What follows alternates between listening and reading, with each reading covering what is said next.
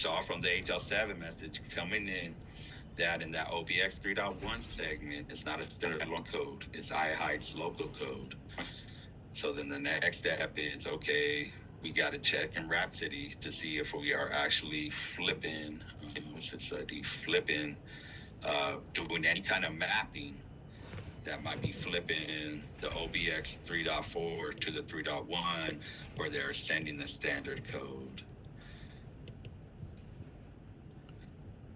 Get back in there and then. What is the issue that you're facing actually?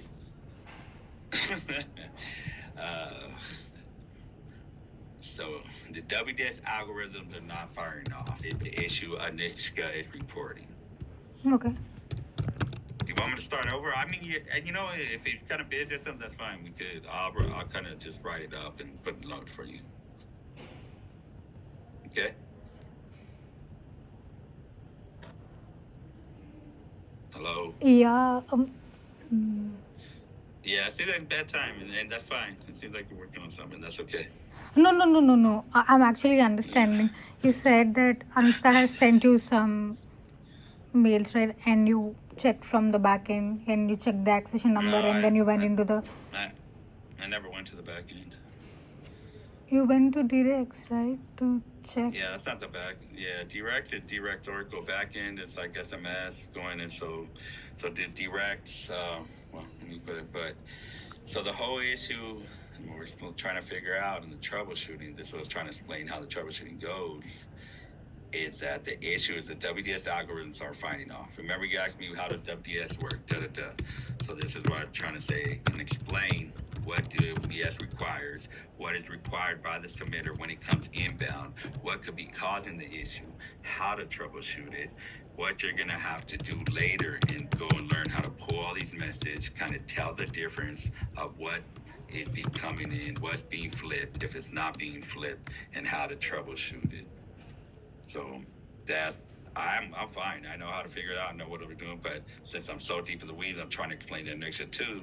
I figured I'd bring you on the call and explain it to you real quick.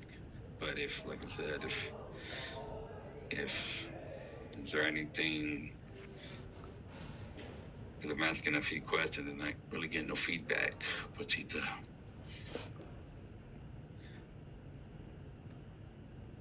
So to try to figure out a flip when the ELR comes in into MBS, once it comes in, going to Rhapsody, it creates an XML file in MBS.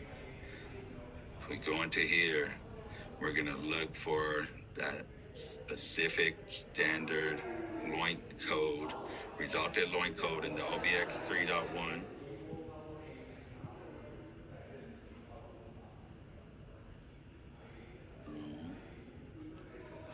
And we see there's two results, so you'll see it at the resulted test. This is it. And then we're going to see how it came in on the actual. Crap, it's not there.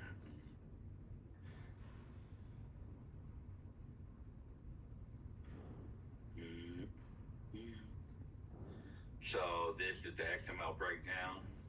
This whole segment is the observation OBX segment, the very first one, which in turns translates to this.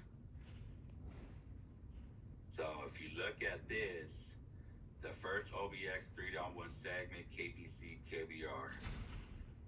But if you look in NBS, the first OBX segment is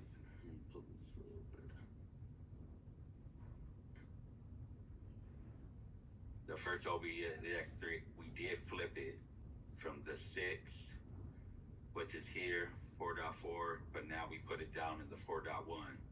And then you'll see the local code. So this is 4.1, this is 4.2, this is 4.3, and this is 4.4, their local code.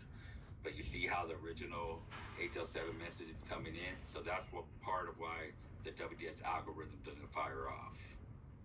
Okay.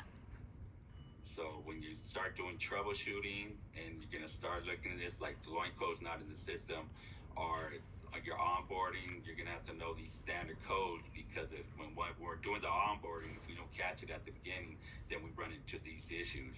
Mm. The program areas have thousands of labs coming in that could be not detected and go and marked as reviewed. So they don't get marked as reviewed. They have to do them by hand. So this is why we kind of build it. But this is how you kind of troubleshoot. And this is with even when you start working with the facilities. If this isn't corrected, it's not going to show up corrected on the SMEs. The SMEs don't understand this, not Anishka. They don't understand the connections of everything that gets played in the backgrounds. So that's what I'm trying to explain every piece. And then later, when you're troubleshooting, these are the steps, each area that you're going to have to go and start looking into on the onboarding processes and WDS. Okay, so I don't know if I'm speaking too fast, but I just wanted to give you a brief overview because now that you might be getting on a project here and there on the ELRs and have to bring you up to speed on this kind of stuff. Mm.